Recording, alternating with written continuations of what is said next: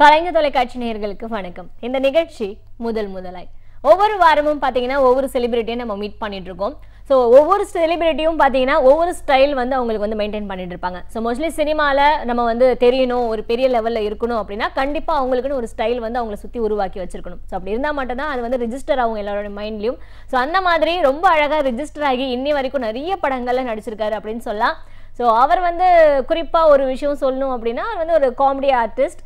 ஆனால் அவர் வந்து நடிக்கும் போது ரொம்ப சின்சியரான ஒரு ஆர்டிஸ்ட் அப்படின்னு கூட சொல்லலாம். ஸோ அவர் வந்து ரொம்ப பில்டப் கொடுத்துட்ருக்கேன். லொல்லு சபா சுவாமிநாதன் அவர்கள் தான் என் கூட இருக்காங்க. வணக்கம் சார். வணக்கங்க. இப்போ நான் சினிமா சுவாமிநாதன் ஆகிட்டேன் ஒரு பீரியடில். அது ஆமாம், இப்போ சினிமாவில் நிறையா நடித்து ஓரளவுக்கு எல்லாருக்கும் ரொம்ப பிடிச்ச மாதிரி இருக்குது. காரணம், எல்லாத்துக்கும் முன்னாடி கலைஞர் டிவி நேயர்களுக்கு முதல் வணக்கத்தை தெரிவிச்சுக்கிறேன். நேயர்கள் தாங்க எல்லாமே, நம்மளை ரசிக்கிறது போகிறது. டிவியில் இருக்கிறப்பவும் சரி, டிவிக்கு வரத்துக்கு முன்னாடியே சினிமாவில் நான் கிட்டத்தட்ட 350 படம் மேலே பண்ணிட்டேன். அதுக்கப்புறம் டிவிக்குள்ளே நுழைஞ்சி டிவியில் ஒரு 10 இயர்ஸ் இருந்துட்டு திரும்பி ஆங்குள்ளே சினிமா பண்ணிக்கிட்டு திரும்ப இப்போ சினிமாவுக்கே வந்துட்டேன். எல்லோரும் மனுஷன் இப்போ வர்ற படங்களுக்கு எனக்குன்னு நல்ல கேரக்டர்கள் அமையுது. அதுக்கு இப்போ இருக்கிற புது டைரக்டர்களும் எனக்கு வாய்ப்பு கொடுத்த டைரக்டர்களுக்கும் நன்றி சொல்லணும். கண்டிப்பாக. எல்லாத்தையும் விட எம் ராஜேஷ் சாருடைய பாஸ் என்ற பாஸ்கர் எனக்கு மிகப்பெரிய பேர் வாங்கி கொடுத்தது. ஒருகள் ஒரு கண்ணாடி, நம்ம உதயநிதி சாரோட கதிரவன் காதலன், ஒரு சீன் 2 சீன் நடித்தாலும் அவர் பட்டில் தொடர்ந்து நடிப்பீங்கல்ல அப்படிம்பாங்க. பட் மக்களுக்கு அந்த சீன்கள்லாம் மனசில் பதிஞ்சிருச்சு. அது காரணம் மக்கள் தான். எல்லாருடைய லைஃப்லையும் வந்து ரொம்ப ஈஸியாக கிடைக்கக்கூடிய ஒரு விஷயம் இல்லை. நிறைய போராட்டங்கள் சந்திச்சுட்டு அதுக்கப்புறம் தான் சினிமாவில் வந்திருப்பீங்க. ஏன்னா அந்த காலகட்டத்தில் பயங்கரமான போராட்டங்களை சந்திச்சிருப்பீங்க. பயங்கரம். ஸோ அந்த மாதிரி உங்களுடைய முதல் திரைப்பட வாய்ப்பு எப்போ உங்களுக்கு எப்படி கிடைச்சது? நாங்கள் ஊரில் இருக்கிறப்போ இப்போல்லாம் அப்பயே அரியர் தாங்கண்ணா, பியூசி அரியர். அதுக்கு முன்னாடியிலேருந்து நானும் எங்கள் சித்தப்பா பையனும் சேர்ந்துக்கிட்டு எல்லா டைரக்டருக்கும் சான்ஸு கேட்டு அவங்க படத்தெல்லாம் தொகுத்து இப்படியே லெட்டர் எழுதுறது, எங்களுக்கு சான்ஸு கேட்குறது, அப்படியே இருந்துக்கிட்டு இருந்தோம். அப்போது எங்கள் சித்தியோட ஃபாதர் வேப்பத்தூர் கெட்டு, அவர் ஜெமினி கதையிலாக்கால பெரிய ஆளாக இருந்தார். அவர் சினிமா துறையில் ஜெமினியில் இருக்கார். ஜெமினி மிகப்பெரிய கம்பெனி. அப்போ அவர்கிட்ட கேட்டப்போ, டேய் அடையாறில் திரைப்பட கல்லூரின்னு ஒன்று இருக்குது, அங்கே ஆக்டிங் கோர்ஸுக்கு அப்ளிகேஷன் போட்டு ஒரு ப்ராக்டிஸ் எடுத்துகிட்டு வாங்க, நான் சொல்கிறேன் அப்படின்னார். சரி, அவர் சொன்னார். நானும் எங்கள் சித்தா வேணும் அப்ளிகேஷன் போட்டோம். கரெக்டாக அவனுக்கு இன்டர்வியூக்கு வந்தது, எனக்கு வரல. டேய் உனக்கெல்லாம் யாரும் அனுப்புவாங்களான்னு கிண்டல் பண்ணாங்க. பார்த்தா 4 நாள் கழிச்சு எனக்கு அதே டேட்டில் இன்டர்வியூ. அங்கே உள்ளே போனோம். 3000 பேர், டெய்லி ஒரு 600 பேர், 5 நாளைக்கு இன்டர்வியூ. எந்த இயர் இருக்கும் சார் இது? இது 78. உள்ள பெரிய பெரிய லெஜெண்ட் உட்காந்துருக்காங்க. எல்லாரையும் வா போன்னு அனுப்பிச்சுக்கிட்டே இருந்தாங்க. இன்டர்வியூக்கு எப்படின்னா, இயல்பாக உங்களுக்கு இன்ட்ரெஸ்ட் இருக்கா இல்லை முடியுமா என்னங்கிறது தான் பார்ப்பாங்க. நானும் கிடுக்குன்னு ஒரு மஞ்சள் பை எடுத்துக்கிட்டு, அப்போது எங்கள் அண்ணன் பேண்ட்டை ஆல்ட்ரேஷன் பண்ணி லூஸாக இருந்தது, அது பெரிய பெல்ஸ் மாதிரி பண்ணி நானும் கிட்ட போயிட்டே இருந்தேன். நில்லுப்பா இங்கே வான்னு. எங்கே போகிறேன்? எல்லோரும் எங்கேயும் அனுப்புறீங்க? அங்கே தான் சார். அவங்களாம் வேணாம், நீ வேணும் வான்னாங்க. அதுதான் எனக்கு கிடைச்ச முதல் சக்ஸஸ். Super super. இதான் நடிச்சு காட்டுனாங்க. அப்போது சும்மா ஒரே ஒரு ட்ராமா எங்கள் ஊரில் போட்டோம். அதில் ஒரு மோனோ ஆக்டிங் மாதிரி பண்ணி காமிச்சேன். கை தட்டாங்க. இந்த இதில் பண்ணுறதே கஷ்டம், நீ பண்ணிட்டேன்னாங்க. அதுமாரி எங்கள் சித்தா போய் ரிஜெக்டட். டேலண்ட் அவர் ரிஜெக்டடு. நம்ம எப்பறான், எனக்கு முன்னாடி ஒருத்தர் பயங்கர பல்ட்டில் அடிச்சு சூப்பராக ஆக்ட் பண்ணிக்கிட்டு இருந்தார், அவர் ரிஜெக்டர். அவர் தான் நாசர். அப்படியா? எனக்கு அப்போ நாசர் தெரியாது, அப்புறம் தான் தெரியும். வந்து டேலண்டாக இருக்கவங்களும் ரிஜெக்டர், நம்ம கன்ஃபார்ம் ரிஜெக்டர். ஆனால் செலக்டடு. கேமரா முன்னாடி ஒரு 10 பேர் அன்றைக்கி டெஸ்ட் எடுத்தாங்க. அவ்வளோ பேர், 600 பேரில் 15 பேர் டெஸ்ட் எடுத்தாங்க. அதில் நீ ஓகே அப்படின்னு நாங்கள் லைட்மேன்லாம். நீங்கள் அப்போவே முடிவு பண்ணிட்டீங்களா காமெடியாக தான் வரப்போகிறோம் அப்படி? இல்லை, என்னுடைய இது ஃபுல்லாக கேரக்டர் ஆர்டிஸ்ட் தான். Character artist. அந்த காலத்தில் பார்த்தீங்கன்னா ரங்கா ராவ், எஸ்.வி. சுப்பையா, வி.கே.ஆர். அவர் காமெடியும் பண்ணுவார், கேரக்டரும் பண்ணார். பாலையா காமெடியும் பண்ணுவார், கேரக்டரும் பண்ணுவார். அதுக்கப்புறம் வந்து தேங்காய் சீனிவாசன், வெண்ணியாடி மூர்த்தி சார், டெல்லி கணேஷ், ஒரு சிலர் தான் ரொம்ப தத்துரூபமாக பண்ணுவாங்க. அந்த மாதிரி வரிசையில் தான் வரணும்னு ஆசை. பட் அப்படியே எனக்கு காமெடியில் திருப்பி, நம்ம எது நினைக்குமோ அது நினைக்காத, அப்படியே காமெடியில் திருப்பி விட்டாங்க. காமெடியில் எப்படி திருப்பி விட்டாங்கன்னா, முதல் எனக்கு வாய்ப்பு கிடைச்சது, எனக்கு வாத்தியாராக இருந்தது ரஜினி சார். சின்ன ஜெயந்தும் செந்தில்நாதன் டைரக்டர், அசோசியேட் இவருக்கு எஸ்ஏ சந்திரசேகர். அவர் சார் என் சீனியர் சார் சான்ஸ் கேட்டு ரோடு அலையறான் சார். அவன் சின்னி ஜெயந்த் நாராயணன்னு பேர் அவனுக்கு. அப்போது கை கொடுக்கும் கைன்னு ஒரு படம். அந்த படத்துக்கு என்னை போய் மகேந்திரனை பாருன்னாங்க. மகேந்திரன் சார் போய் பார்த்தேன். சார் சார் இன்ஸ்டியூட்னா ஆக்டிங் இல்லை உங்கள் படத்தில் நடிகன் சார் அவ்வளோதான் எழுத ஆரம்பிச்சிட்டார்.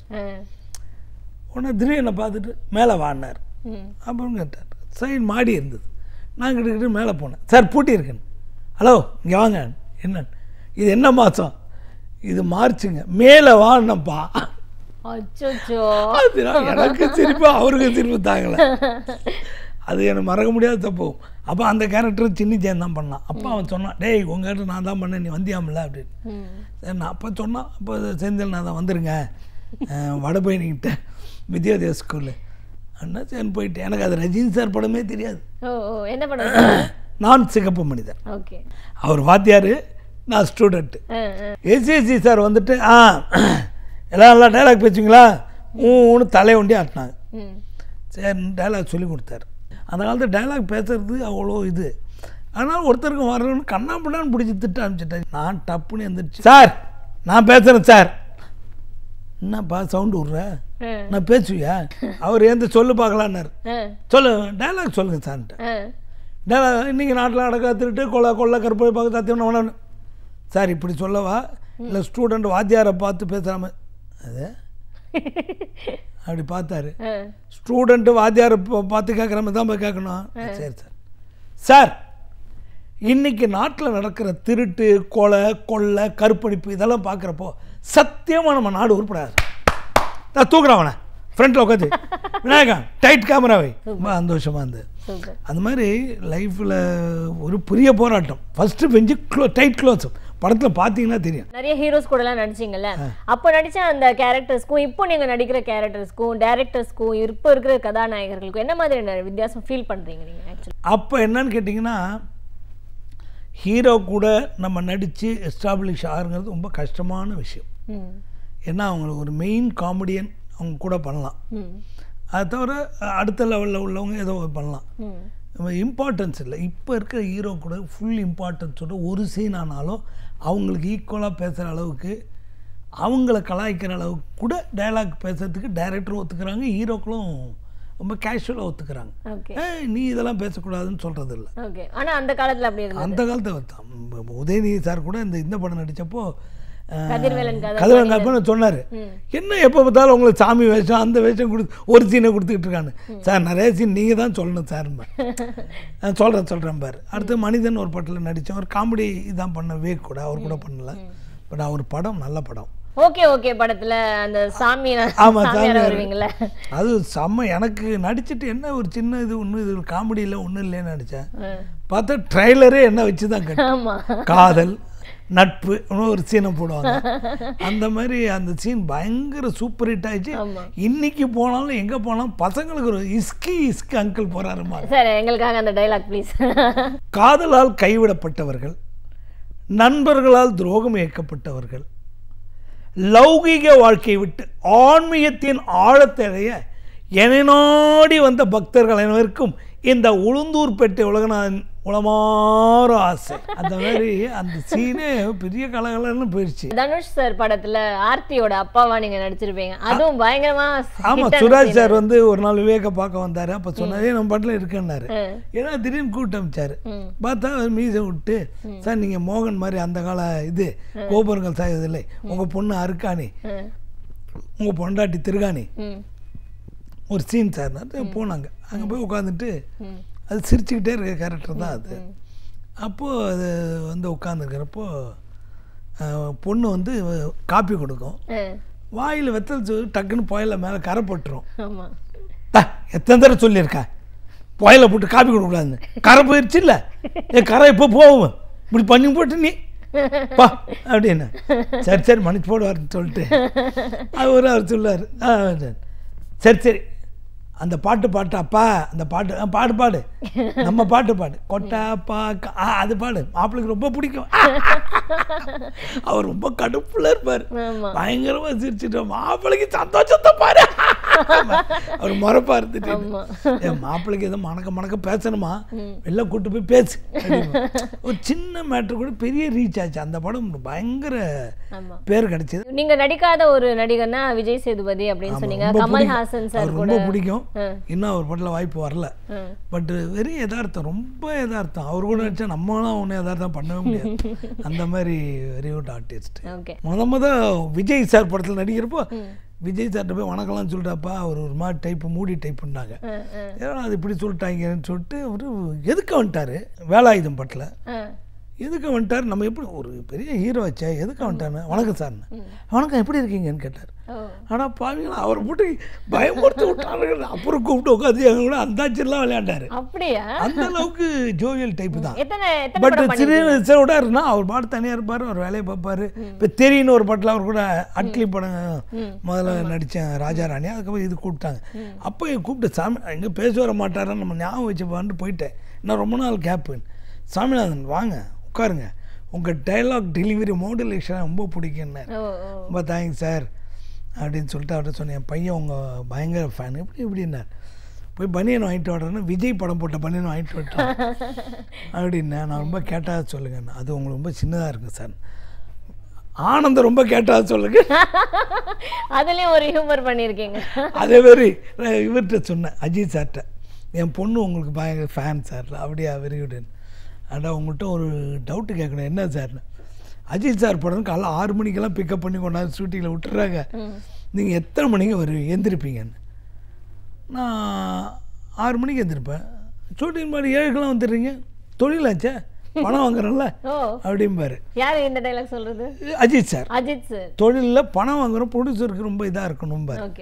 இது வரைக்கும் எவ்வளோ வருஷமாக நடிக்கிறீங்கன்னாரு. ஒரு 30-35 வருஷம் சார். எவ்வளோ ஹீரோக்களை பார்த்துருப்பீங்கன்னு.